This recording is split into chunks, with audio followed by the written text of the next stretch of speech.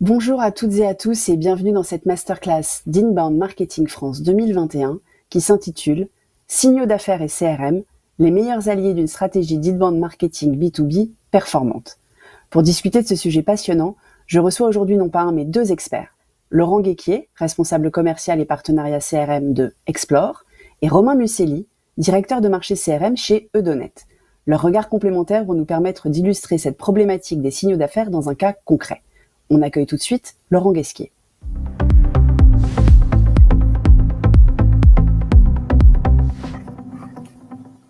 Laurent, bonjour. Bonjour Laura. Alors Laurent, cette thématique est absolument passionnante, je le disais, et c'est vous qui l'avez proposée, alors j'ai envie de vous demander pourquoi. Alors aujourd'hui, je l'ai proposé pour plusieurs raisons. D'abord, évidemment, pour échanger avec un partenaire et pour échanger avec les personnes qui vont participer à ce use case aujourd'hui, mais aussi avant tout, on voulait parler de ce sujet d'abord et avant tout parce que ça fonctionne, parce que ça marche. Voilà, on vous propose en introduction de vous montrer le résultat d'un client qui a eu la sympathie d'accepter de nous donner quelques résultats concrets de ce type d'opération. Voilà, aujourd'hui, on travaille beaucoup avec EDF et une des directions avec lesquelles on travaille nous a fait remonter un certain nombre de chiffres qui montrent qu'aujourd'hui, globalement, ce qu'on va vous raconter sur le bon message au bon moment avec les bons outils, au-delà du fait que c'est une idée qui paraît intéressante, ça fonctionne, ça donne des résultats qui sont concrets, qui sont vraiment très performants. Voilà, aujourd'hui, je pense que beaucoup des personnes qui participent au use case sur l'inbound marketing et globalement qui se posent des sujets ou des questions sur la performance des campagnes et la performance des mécaniques qu'elles mettent en place, aimeraient avoir des taux d'ouverture ou des taux de succès de 30-35%. Voilà, donc je voulais vraiment montrer que tout ce qu'on va vous raconter aujourd'hui, quand c'est bien fait, de façon assez simple et pragmatique, ça fonctionne. Eh ben merci beaucoup, effectivement, ça donne envie du coup de suivre cette masterclass. Alors on va quand même commencer au début. Vous êtes responsable commercial et partenariat CRM chez Explore. Oui. Déjà, que fait Explore ? Alors Explore, c'est une jeune entreprise de 20 ans, presque en mode encore start-up, qui développe une solution de veille commerciale et base de données. Alors, si on veut simplifier et rendre les choses assez simples et assez claires pour tout le monde, vous avez dans la ligne de la lead gen, d'un côté des fournisseurs de bases de données qui donnent un certain nombre de listes, de contacts, d'entreprises qui sont bien qualifiées, très bien, mais on ne sait pas forcément ce qui se passe dans ces entreprises. De l'autre côté de la chaîne, vous avez vraiment les générateurs de leads qui sont censés vous apporter des listes d'entreprises ou de contacts qui ont des intentions d'achat exprimées par rapport à votre métier. Explore se situe à peu près au milieu. L'objectif donc d'Explore, c'est d'aller identifier au quotidien un certain nombre d'événements dans la vie des entreprises et ces événements sont utilisés par nos clients dans la fonction commerciale et dans la fonction marketing pour optimiser l'approche commerciale. D'accord. C'est ce qu'on appelle de la donnée tiers. D'accord. Alors, que fait concrètement votre solution ? C'est quoi le pitch, en fait ? Alors, le pitch, c'est assez simple. C'est plutôt que de contacter votre client uniquement parce que vous avez une super promo, parce que votre offre est la meilleure du marché, ce qui est certainement le cas, mais c'est pas notre sujet. On va permettre à nos clients de contacter donc leurs prospects et leurs clients en fonction de l'actualité de leurs contacts. Concrètement, on va identifier au quotidien un certain nombre d'événements, c'est ce que j'ai dit tout à l'heure, des projets de recrutement, des projets immobiliers, des projets d'investissement. Donc on a toute une suite comme ça d'événements qu'on va cibler au quotidien. Et nos clients utilisent ces événements-là pour personnaliser des messages, pour optimiser la prospection et pour enrichir la connaissance client et pour donc rendre plus efficaces leurs différents dispositifs, aussi bien de prospection que de messages marketing. Et alors, on fait appel à Explore quand on a mal où, en fait, quand on est une entreprise et qu'on a quel point de douleur pour faire appel à vous ? Alors, le principal usage des données Explore, c'est principalement la prospection commerciale. L'idée, c'est on travaille beaucoup avec les directions commerciales, les directions du développement, pour alimenter les équipes commerciales en direct sur justement de l'information sur des marchés, sur des secteurs d'activité, sur des portefeuilles clients. Et comme je disais tout à l'heure, l'idée, c'est de permettre à nos clients, en particulier les équipes commerciales, de pas uniquement prospecter, faire du cold calling, vraiment qui est assez difficile, mais de se positionner en fonction de l'actualité du client ou du prospect qu'on va contacter. Pour faire simple, c'est bonjour monsieur le client, je vous appelle pas parce que j'ai la meilleure offre de financement ou j'ai la meilleure offre de matériel pour l'aménagement de votre bureau. Je vous appelle parce que je sais que demain vous allez déménager, que vous êtes sur un projet d'investissement ou un projet de recrutement. Ça sert à ça. D'accord. Et alors, il y a des clients types chez Explore ? Oui, il y a des clients types. Alors effectivement, l'un des premiers événements qu'on a commencé à sourcer il y a pas mal d'années, c'était les projets de déménagement d'entreprise. Donc on est très très présent globalement dans le monde de l'immobilier, de la construction, puisque qui dit déménagement d'entreprise dit bâtiment, dit construction. Donc on est dans un univers immobilier construction, on est très connu et très très implanté dans ces secteurs d'activité-là. Mais on a beaucoup développé aussi d'activités sur globalement l'énergie, sur tout ce qui va être les services aux entreprises en général, donc bien sûr la banque, l'assurance, les télécoms, tout ce qui est globalement service autour d'une entreprise ou d'un bâtiment. Merci beaucoup pour cette petite plongée dans Explore. Et avant qu'on parle du cas concret, vous n'êtes pas venu tout seul parler de ces signaux d'affaires. Vous êtes accompagné de Romain Musselli, directeur de marché CRM de Edonet. On l'accueille tout de suite.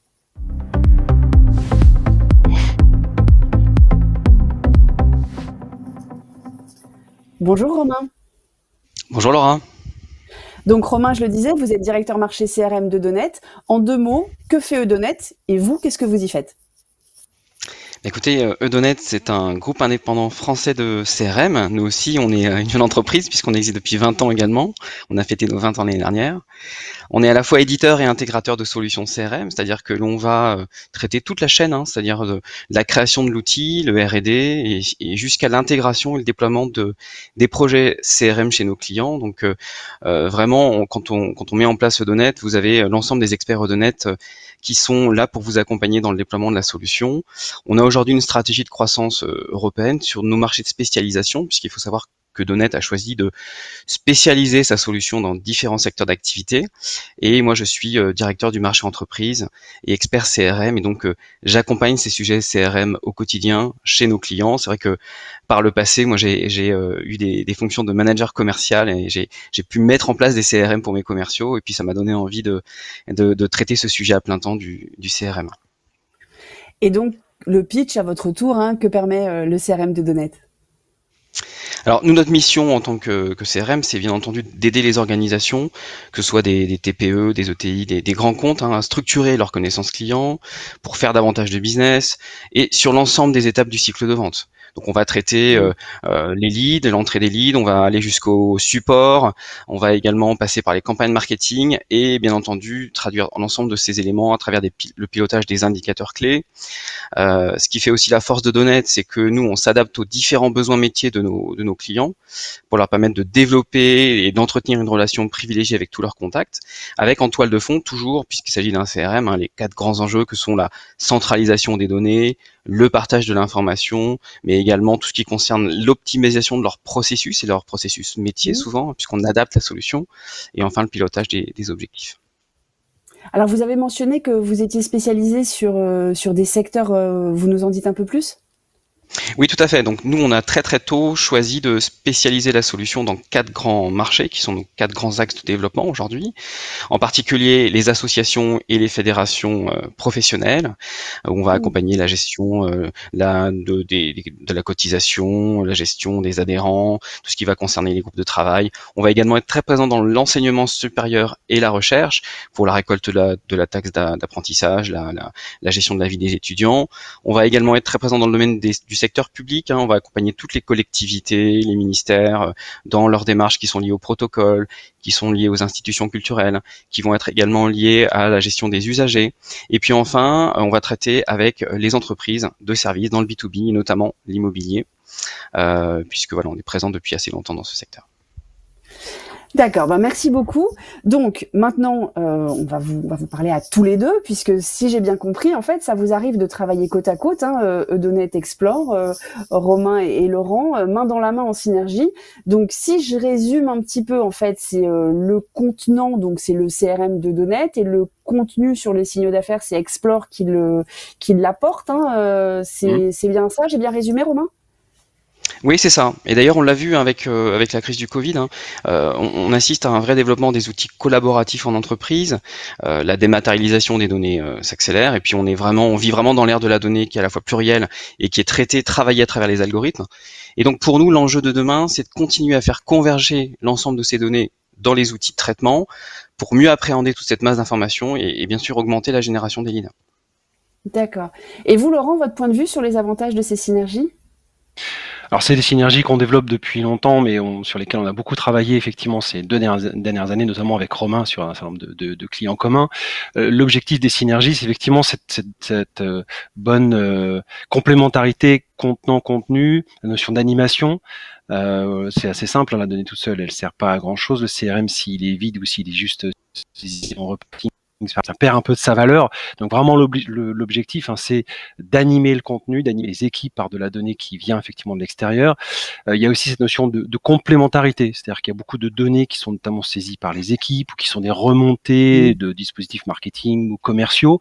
Et puis il y a la donnée tiers comme la nôtre qui permet justement d'aller compléter tous ces dispositifs pour animer la vie des comptes du CRM avec des informations sur des comptes ou des clients qui n'ont pas forcément réagi à vos différents dispositifs commerciaux et marketing qui sont déjà mis en place. Donc on est vraiment sur de l'animation et aussi de l'adhésion, parce que c'est vrai que les CRM sont parfois, en tout cas les outils globalement sont parfois considérés un peu comme des outils de reporting, et là on est vraiment sur un outil business avec l'avantage sur un outil comme celui de Donnet, c'est de pouvoir piloter la totalité de la chaîne d'une donnée en entrée jusqu'à quasiment le contrat qui est envoyé au client. Donc on est vraiment sur quelque chose d'assez global. Vous confirmez, Romain, le fait d'avoir des données fraîches et pertinentes dans le CRM, ça permet que l'outil soit plus ou mieux utilisé? Oui, tout à fait. D'ailleurs, les projets CRM et puis les stratégies d'inbound marketing, elles fonctionnent et elles marchent parce qu'on s'appuie sur des données qui sont fraîches, pertinentes, fiables, qui sont régulièrement mises à jour. Et c'est vrai que la structuration de ces données, hein, qui sont en quelque sorte raffinées et mises en contexte, permet d'avoir cette vue 360 de l'activité client et sont des vrais leviers de performance et de productivité. Et donc, on assiste tous les jours en fait à des démarches auprès des commerciaux, des équipes marketing qui vont utiliser ces données et qui vont réussir à mettre en place des campagnes pour générer plus de leads et avoir une meilleure connaissance client. D'accord. Alors, je crois que vous êtes venu avec un exemple qu'on va voir à l'écran, et j'ai envie, Laurent, de vous demander de commencer à nous le commenter. Et je suis sûre que Romain aura aussi beaucoup de choses à nous dire sur la partie CRM.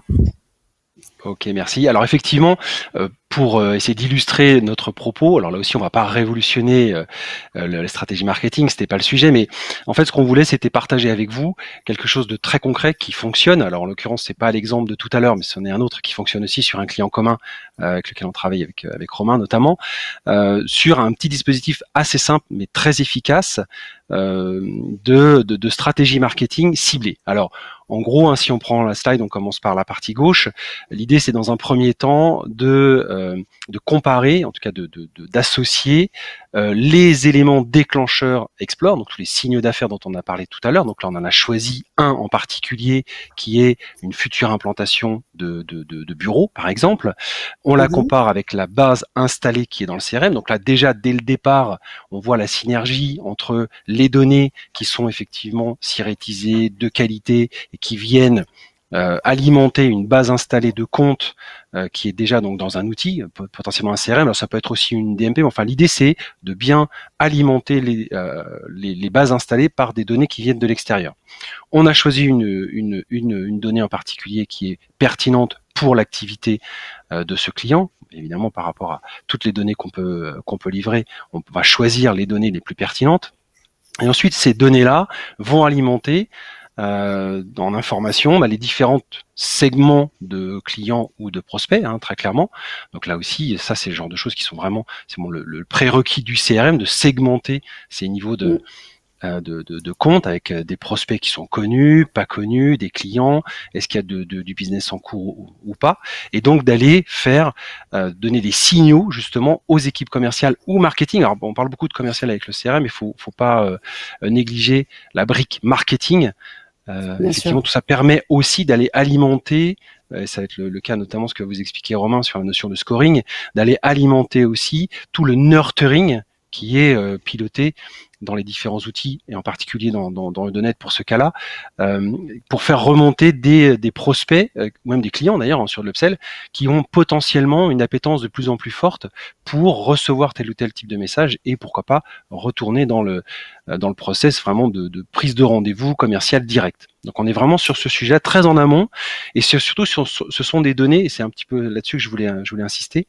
Le gros intérêt des données tiers comme les nôtres, c'est qu'en fait, ce sont des données sur des entreprises qui n'ont pas forcément réagi à un dispositif commercial au marketing. Concrètement, les données sur une future implantation, sur un projet d'investissement, un projet de recrutement et autres que nous on cible au quotidien, ne sont pas forcément sur des entreprises qui ont cliqué sur votre site, qui ont téléchargé votre livre blanc ou qui ont réagi à un appel téléphonique. C'est le gros intérêt. On vient vraiment compléter tout le dispositif et commercial qui est déjà en place avec un enrichissement supplémentaire via de la donnée qui est totalement indépendante de tout ce qu'on peut faire par ailleurs.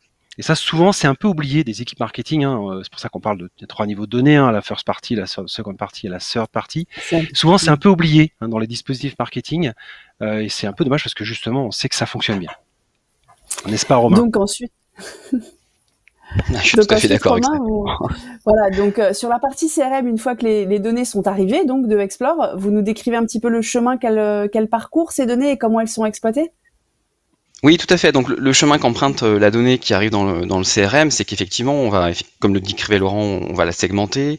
On va également la mêler en fait à l'ensemble des données existantes dans le CRM, et en fait, on va créer un faisceau d'indicateurs qui vont nous permettre de créer des scores. Alors c'est des scores qui peuvent être liés à des niveaux d'appétence, des niveaux de maturité, du score RFM.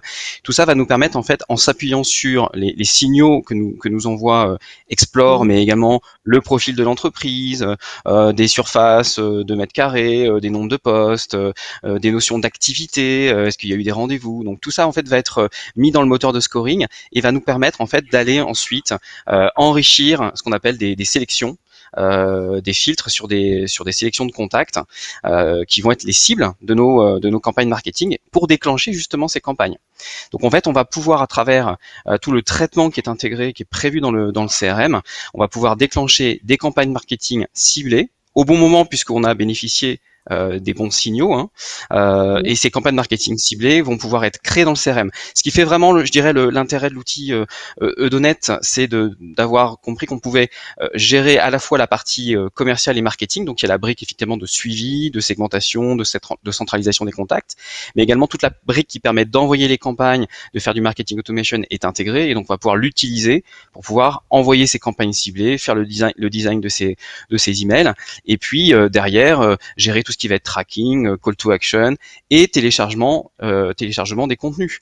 Alors bien entendu, ces contenus, là en l'occurrence, c'est l'exemple de je télécharge un livre blanc sur les clés du bien-être au bureau, mais demain ce sera un article, ce sera l'invitation à un webinaire. Tout ça, c'est un processus finalement très itératif et cyclique qui permet de faire progresser le niveau de maturité d'un prospect pour lui envoyer les bonnes campagnes au bon moment en fonction des signaux que l'on a détectés.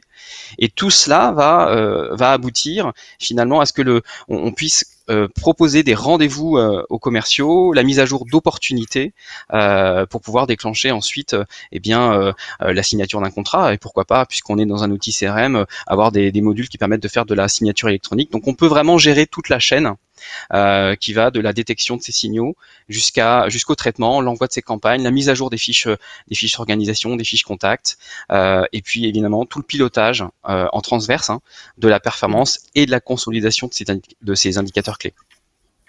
Alors Laurent, cette slide, elle était très riche avec l'ensemble du dispositif. Si vous deviez nous la résumer en 2 mots. En 2 mots, je dirais que c'est vraiment la notion de fluidité. Très clairement, on est vraiment fluide sur tout le processus, et je dirais le process complet, comme je disais tout à l'heure, d'une information sur quelqu'un qu'on connaît à peine jusqu'à vraiment l'autre bout de la chaîne, qui est le pilotage de la performance commerciale directe avec l'action commerciale, ce qui est un petit peu globalement, je pense que tout le monde recherche. L'idée, c'est d'être performant sur les actions, et la performance, elle se situe vraiment à l'autre bout de la chaîne. D'où le titre, la bonne synergie entre des signaux d'affaires et un outil CRM qui arrive à gérer toute la chaîne permet effectivement d'être performant. Alors la fluidité, c'est quelque chose qu'on espère tous dans nos entreprises, mais parfois ça demande quand même des changements d'organisation, de mode de travail. Ça a provoqué des changements chez vos clients, Laurent? Alors oui, effectivement, comme je le disais aussi tout à l'heure, souvent, alors nous, Explore, on travaille beaucoup avec les directions commerciales, puisque l'objectif de notre métier, c'est de pousser la donnée au plus proche de l'utilisateur final, bien entendu. Mais on travaille évidemment avec des directions marketing, mais un petit peu moins. Aujourd'hui, les directions marketing, elles sont très habituées à mettre en place des dispositifs, à aller chercher de la data sur le web, notamment des fichiers. Mais cette notion de suivi quotidien, régulier, de l'activité, d'un portefeuille, d'une région, pas forcément encore dans le mindset des directions marketing, ou en tout cas sur le comment on fait concrètement. Et puis on voit vraiment que pour que ça fonctionne, il faut mettre autour de la table des personnes du métier, des personnes du commerce et du marketing pour que globalement tout le monde se parle et que ça soit bien fluide justement. Donc cette notion d'alignement commercial et marketing dont on parle beaucoup, qui est aussi un autre sujet dans le domaine de l'inbound marketing en général, c'est un vrai sujet. Et quand on est sur des clients pour lesquels ces stratégies fonctionnent, on voit bien que c'est vraiment des équipes où le commerce et le marketing se parlent et sont bien alignés. Vous confirmez, Romain, c'est aussi ce que vous observez chez vos clients? Ouais, je suis tout à fait d'accord avec Laurent et surtout qu'effectivement cet alignement des services commerciaux et marketing, ça permet en fait de finalement de mettre en commun leurs enjeux, la connaissance client, l'anticipation du churn, le fait de communiquer au bon moment, de rationaliser le tunnel de vente et d'améliorer le taux de conversion. Donc c'est vrai que nous on a la chance de pouvoir proposer un outil qui permette de réconcilier en quelque sorte ces deux services puisqu'ils partagent toute l'information au même endroit et puis ils ont un tunnel de conversion, un tunnel de vente qui est commun et bien entendu un pilotage des objectifs communs à travers cet outil. Alors, avant qu'on arrive aux résultats concrets dont on va évidemment parler, j'ai envie de vous poser très rapidement la question sur le degré d'intervention des utilisateurs. On a l'impression que là, c'est vous qui avez défini un certain nombre de choses, mais je suis sûre que les utilisateurs interviennent en fait dans la description du scénario que vous nous avez présenté. Donc qu'est-ce qu'ils font? De quoi ils sont en charge? Alors je vais prendre la main pour commencer. Alors comme je le disais tout à l'heure, on est vraiment sur de l'alignement commercial et marketing. Ça veut dire que il faut d'abord impliquer les équipes terrain pour savoir vraiment ce qui peut faire remonter, ce qui est vraiment efficace dans leur démarche, très clairement.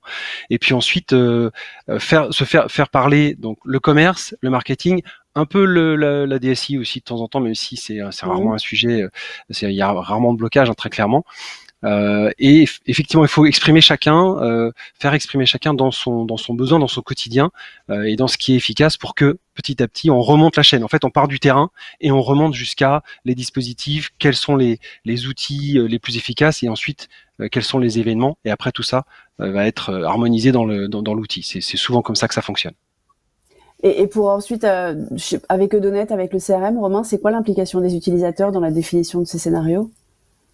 Effectivement, il y a une implication qui est, je dirais entre guillemets, manuelle, c'est-à-dire qu'on va aller définir les types de données, les signaux d'affaires opportuns, on va définir des profils de contacts, on va permettre de segmenter ces contacts. On va également aller créer des indicateurs de scoring, donc faut faire un peu de maths pour faire des indicateurs de scoring qui soient cohérents. On va pouvoir créer les différentes campagnes, on va faire du design de messages personnalisés, on va également travailler sur le contenu et bien entendu avoir ces informations pour traiter les rendez-vous, le suivi commercial, mais bien entendu au-delà de ces actions manuelles, il va y avoir aussi des choses qui vont être automatisées. Et on parlait tout à l'heure de l'intégration des signaux. Ça va être quelque chose qui va être directement intégré dans l'outil, donc qui va être directement mis à disposition des utilisateurs, des équipes commerciales, marketing. La catégorisation et le scoring des contacts va être également automatisé. Le déclenchement des campagnes va être automatisé. Le tracking des interactions, c'est le client qui va les réaliser. Donc la mise à jour des opportunités va être également automatisée. Donc on voit qu'on arrive à aider considérablement les utilisateurs à partir du moment où on a de la donnée de qualité. D'accord. Écoutez, maintenant on a envie de savoir les résultats, donc c'est là souvent la question qui intéresse le plus nos participants à ces masterclass sur Inbound Marketing France. Donc vous avez montré en début de masterclass, en plus vous nous avez appâté avec le chiffre d'un de vos clients. On a toujours d'aussi bons résultats, Laurent ? Alors, j'espère. Malheureusement, on n'a pas toujours, nous, en tout cas, des informations concrètes sur les résultats des opérations qu'on met en place avec nos directions marketing. Malheureusement, moi, je pense que tous les intervenants aujourd'hui de IMF France, et y compris d'ailleurs les personnes qui assistent à cette masterclass ce matin, cherchent toujours à récupérer effectivement des informations concrètes sur les résultats chez nos clients. Donc, on n'a pas toujours ces chiffres-là. En revanche, ce qu'on sait, c'est quand on met en place une méthodologie relativement simple, que c'est plein de bon sens. Romain parlait de mathématiques tout à l'heure, mais c'est aussi beaucoup de bon sens. On a notamment le scoring. On peut aussi le faire avec l'analyse des différents signaux. Ces signaux, on les priorise en fonction de notre activité. On peut même mettre, pourquoi pas, des coefficients par rapport à l'importance. Et ça permet déjà simplement de faire du scoring et de pousser la bonne information au bon moment. Mais en gros, on a une méthodologie assez simple et très efficace en 4 grandes briques. L'objectif, c'est de cibler le bon profil d'entreprise. Alors là aussi, il y a un sujet qu'on n'a pas eu trop le temps d'aborder ce matin, mais c'est un petit peu en amont, c'est aussi la notion de ciblage. Tous nos signaux d'affaires permettent aussi d'aller faire un ciblage amont d'entreprises sur lesquelles on peut commencer à mettre en place des actions marketing. Concrètement, c'est pas uniquement les notions d'effectifs ou de chiffre d'affaires, mais c'est aussi, puisqu'on est nous en base de données, c'est aussi, par exemple, une succession d'événements. Il y a plusieurs événements qui se passent sur un temps donné, ou des typologies d'événements qui sont plus ou moins forts, et qui sont peut-être passés, concrètement, des entreprises qui ont déménagé il y a 6 mois, ou qui ont annoncé, je sais pas, un projet d'investissement il y a 3 mois. On a tout ça, et ça permet effectivement d'avoir déjà un premier niveau de ciblage au départ. Et ensuite, évidemment, d'alimenter au quotidien, et ça c'est le principe et l'intérêt de la veille au quotidien, c'est d'alimenter régulièrement, tous les jours, toutes les semaines, avec des nouvelles informations pour faire soit remonter des scores, soit carrément déclencher directement des notions de campagne. Ça, c'est la notion de le bon profil d'entreprise. Et puis, je dirais, la deuxième brique, c'est le faire au bon moment. Effectivement, cette notion de timing, ça c'est le gros intérêt de la veille aussi, par rapport à des notions de base de données, par exemple, que j'ai connues par ailleurs. On est vraiment sur une notion de timing. C'est arriver au bon moment en fonction, alors bien sûr, de tout ce qui peut remonter via les outils de marketing, le CRM et autres, tous ces outils hyper performants et hyper intelligents. Donc il y a des remontées, les actions commerciales et tout ça, mais aussi le moment de votre prospect. Il faut que vous arriviez au bon moment dans la vie de votre prospect. Et ça, c'est vraiment tout l'enjeu de nos données, mais aussi de la bonne interaction entre nos données et les dispositifs que vous avez mis en place chez vous, via notamment les CRM, les DMP et tous les outils qui centralisent cette information. D'accord. Et pour vous, Romain, les points de résultat sur lesquels vous voulez vraiment porter notre attention ce matin ? Comme on le voit effectivement dans le slide que présentait Laurent à l'instant, on a aussi cette importance en fait d'aller vers le bon contact, donc identifier quels sont les interlocuteurs qui ont le niveau de fonction, qui est le niveau de décision qui est intéressant par rapport à la thématique que l'on a définie dans notre campagne, dans notre business. Et puis également, on a cette notion de rattachement à quelle entreprise, parce que il faut savoir aussi aujourd'hui que dans les CRM récents, on travaille la notion de multi-adresse, donc un contact peut avoir plusieurs adresses professionnelles, une adresse personnelle, donc il faut choisir le bon canal, la bonne adresse. On a également une notion qui est très importante, c'est comment est-ce que le message va être délivré, quel contenu, donc l'adéquation entre le moment évidemment, mais effectivement les outils qu'on met en place pour que l'email, on sache qu'il a été envoyé mais aussi reçu, donc on parlait de tracking tout à l'heure, ça c'est très important. Et puis je dirais aussi que je pense qu'il faut aussi attacher beaucoup d'importance à ce que les équipes commerciales se concentrent sur le one-to-one. Donc aujourd'hui, ça c'est un enjeu essentiel, c'est les commerciaux, il faut qu'ils fassent des rendez-vous, il faut qu'ils aillent créer des nouvelles opportunités. Et les équipes marketing, quant à elles, leur focus, c'est le contenu. Donc c'est important que les équipes puissent se concentrer sur vraiment ces éléments importants pour eux. Et enfin, qu'à travers le pilotage de la performance et la visibilité globale des signaux d'affaires au plus près jusqu'au chiffre d'affaires, on ait l'ensemble de ces éléments qui soient pilotables de manière dynamique. Et enfin, je dirais que pour le client, ce qui est important, c'est que au final, il y a une pression marketing et commerciale qui s'exerce vraiment au bon moment, de manière mesurée, sur les bonnes cibles, y compris celles qu'on ne connaît pas. Donc évidemment, celles qui sont en dessous des radars, comme l'évoquait Laurent, par rapport aux actions commerciales et marketing existantes. Merci beaucoup à vous deux pour ces détails très concrets sur l'intérêt d'intégrer des signaux d'affaires à une stratégie d'inbound B2B. Je rappelle à nos participants qu'ils peuvent venir vous rencontrer sur le stand virtuel d'Explore à l'issue de cette masterclass. Et d'ailleurs, il faut vraiment passer sur ce stand virtuel puisque vous aurez un contenu à télécharger pour retrouver toutes les slides présentées aujourd'hui. Merci beaucoup. Merci. Bonne journée, à bientôt. Bonne journée. À bientôt.